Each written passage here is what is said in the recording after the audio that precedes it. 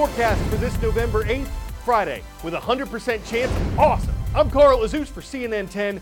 You don't have to look hard on social media to find opinions concerning politics, but the political ads you see could be changing in some way or another as the 2020 U.S. presidential election approaches. Targeted political advertisements are controversial. On one hand, they can give campaigns a way to reach and inspire specific voters and to share information that voters might not see elsewhere. On the other, they can deepen divisions among social media users and spread information that may not be true. You've heard the term fake news. Social media companies profit from political ads. The re-election campaign of U.S. President Donald Trump has spent more than $14 million on Facebook ads this year, and the election campaigns of the top two Democratic spenders on Facebook, candidates Tom Steyer and Pete Buttigieg, have also spent a combined total of $14 million. Twitter's decided to get rid of targeted political advertisements altogether. Its CEO says a political message can earn reach when people retweet it or follow the account, but that these messages shouldn't be bought by political campaigns and then forced on Twitter users. Google is a question mark. The Wall Street Journal reports that the technology company is considering changing its policies when it comes to political ads. If that happens, it could affect what you see across all of Google's platforms, like YouTube. Facebook's also considering rule changes concerning political ads, and that might include sharing info about who paid for an advertisement. But it doesn't look like Facebook is going to start fact-checking the ads that run on its platform. Facebook's executives say it's not their place to decide whether an ad is true or false, and supporters of the policy say that's the job of journalists anyway. Opponents say Facebook allows false information to be spread if an ad's found to be untrue, and they're concerned that campaigns could abuse that freedom on Facebook.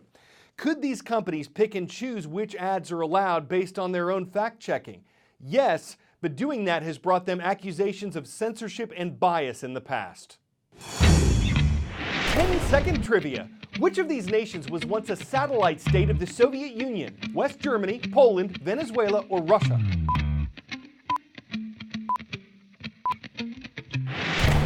Poland was once a Soviet satellite state, meaning it was under the communist control of the USSR.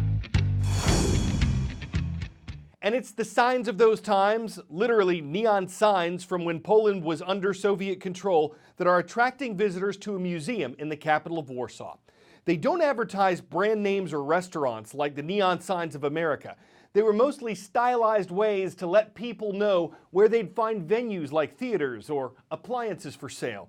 These relics of the Cold War era caught the eye of a British graphic designer who was vacationing in Poland in 2005. His efforts to preserve history led to Europe's first neon museum.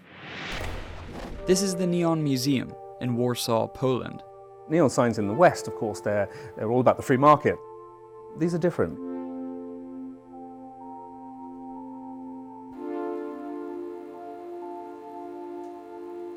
After the death of Stalin in 1953, repression and censorship eased across the Soviet bloc.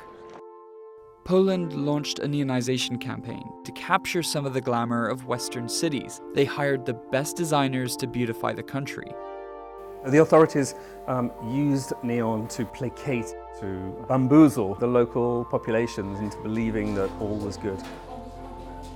These were sensitively created for the local environments, for the public, for the people.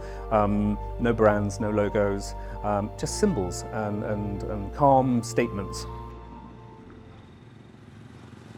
After communism fell in the early 1990s, authorities dismantled the neon lights, as highlighted in Eric Bednarski's film Neon. The Neon Museum in Warsaw celebrates what's left behind. I think we have something like 250 neon signs in total. They seem to flood into our collection, and they're all donations. We lose so much of our urban history without noticing. And as an outsider, as a foreigner with fresh eyes, I could see that there was something here that was being taken down, demolished, removed. There is nostalgia from perhaps the older generation. Today's generation are much more visually oriented. I think people are here for the history, the design, and the aesthetic. The CNN heroes we follow throughout the year, the ordinary people who are making extraordinary differences in their communities and beyond, don't just get their stories told on CNN. They're honored at a star-studded event in December, and the winner from that group, the CNN Hero of the Year, is given a prize to supercharge his or her cause. These are the top 10 CNN heroes. I'm Anderson Cooper. All year long, we've been introducing you to some inspiring individuals who are changing the world. We call them CNN Heroes. Now it's time to announce the top 10 CNN Heroes of 2019. Here they are. From Las Vegas, Nevada, Stacey Alonso is keeping women and their furry loved ones together at her inclusive domestic violence shelters. How's your apprenticeship going? Are you learning a lot? Najat Bazzi is delivering hope in Detroit by giving basic necessities and job training to women and their children. From Denver, Colorado, after seeing families lose their homes to California's worst wildfire, Woody Faircloth is providing refurbished RVs to displaced survivors. In Ethiopia, Ferweni Mabratu is changing the lives of women and girls. Donkeys across America suffer neglect and abuse. Mark Myers from San Angelo, Texas, is saving these often overlooked animals by the thousands. That's some good stuff right there. From Dallas, Texas, Richard Miles served 15 years in prison for a crime he did not commit. At the end of the day, be confident in your change. Today, he's helping other former inmates navigate the challenges of returning home.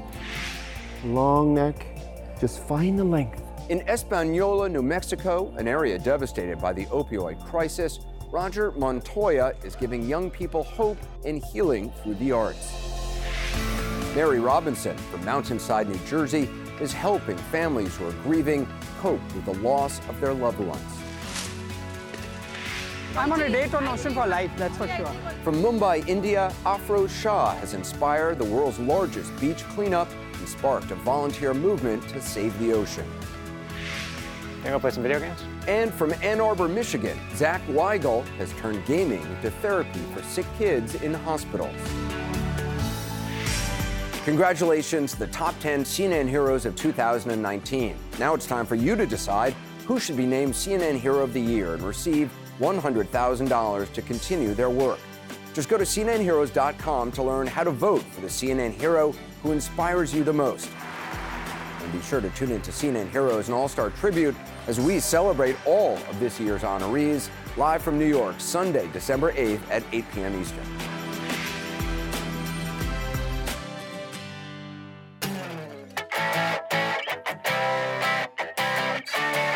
If you had an unlimited supply of quarters, how long do you think you could play pinball? No one's ever done that as long as this guy. Ryan Clancy recently attempted a new pinball world record, and he didn't just do it for the glory, he did it to raise money for the Children's Hospital of Wisconsin.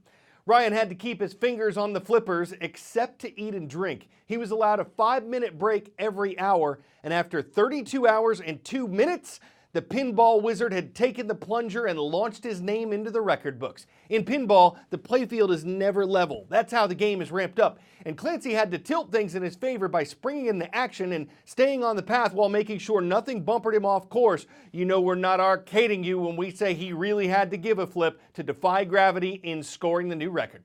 I'm Carl Azuz, always having a ball on CNN.